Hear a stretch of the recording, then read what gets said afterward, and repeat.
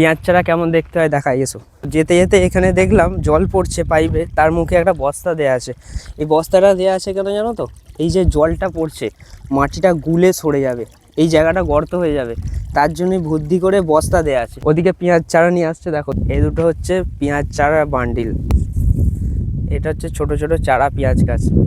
এর গোড়ার অংশটা, এই যে লাল রঙের অংশটা দেখতে পাচ্ছ তো, পেঁয়াজি কালারের, এইটাই হবে পেঁয়াজ, আর এটা বাকিটা থাকবে গাছ। এবার এইটা তো এত বড় বড় গাছ, এইখানে দেখো মাথাগুলো কেটে দেওয়া আছে, ওখানে বসে বসে কাটছে।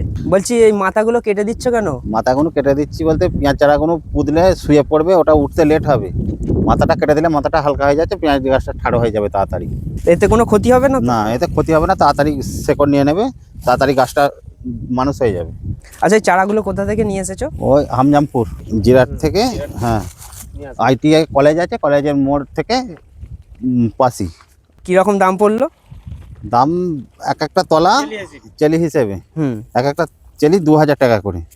আচ্ছা তোমার এই সব চারা কিনতে তোমার কত খরচ পড়লো? আমার 3000 টাকা খরচা হয়েছে। তুমি 140 আটি পেয়েছি। 3000 টাকায় তুমি 140 আটি পেয়েছো। হ্যাঁ। আগের বছরের তুলনায় এবছরে চারার দাম কি বেশি না কম? কম আছে, মাঝে আরো কমে গেছিল, এখন একটু দামটা বেড়েছে, লাস্টের দিকে হয়ে গেছে একটু দামটা বেড়েছে। আচ্ছা আর একটা জিনিস জিজ্ঞাসা করি, এই তোমার এই জমিটা কতটা পেঁয়াজ চাষ করছো, মানে কতটা জায়গা? 1.5 বিঘে জমির এক অংশ নিয়েছি।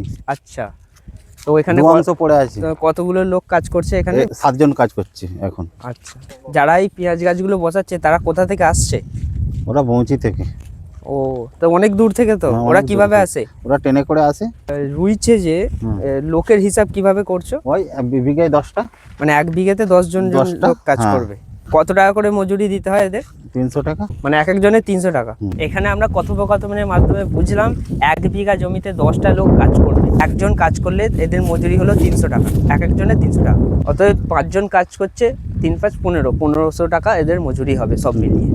হাই বন্ধুরা, আজকে মাঠে এসেছি, আমাদের জমিতে সার ছড়ানো হচ্ছে। আকাশে উপর দিকে দেখো, ওখানে এক ঝাঁক পাখি দেখতে পাচ্ছ, এক ঝাঁক পাখি উঠছে, এগুলোকে আমরা বলি শামুক খোল। আমাদের যে শামুক হয় জমিতে, সেই শামুক খাওয়ার জন্য এই পাখিগুলো নামে। মটরশুঁটি গাছ ছোট ছোট কেমন দেখতে হয় দেখাই আসো। এই দেখো, এটা মটরশুঁটি গাছ, তার পাশে এটা সর্ষে গাছ,